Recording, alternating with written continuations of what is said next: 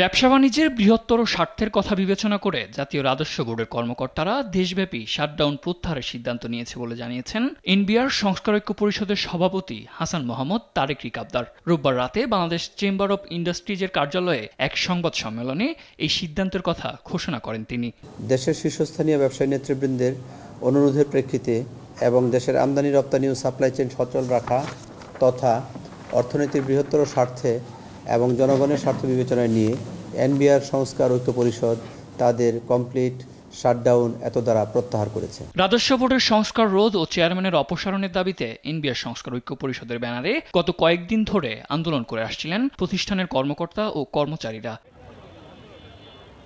এর আগে 10 সদস্যের ব্যবসায়ী প্রতিনিধি দলের সঙ্গে বৈঠক শেষে অর্থ উপদেষ্টা ডক্টর সালেউদ্দিন আহমেদ জানান, এনবিআর ইস্যুতে 5 সদস্যের উপদেষ্টা কমিটি গঠন করা হয়েছে। পরবর্তীতে বিকেলে এনবিআরের সেবাকে অত্যাবশ্যকীয় ঘোষণা দিয়ে বিবৃতি দেয় প্রধান উপদেষ্টার প্রেস উইং। কর্মস্থলে যোগ না দিলে জনগণের স্বার্থে অর্থনীতি সুরক্ষায় কঠোর হবে সরকার বলেও উল্লেখ করা হয় বিবৃতিতে।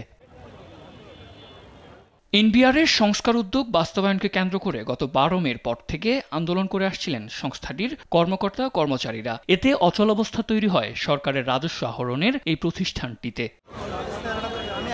সাদ আহমেদ, দেশ টিভি, ঢাকা।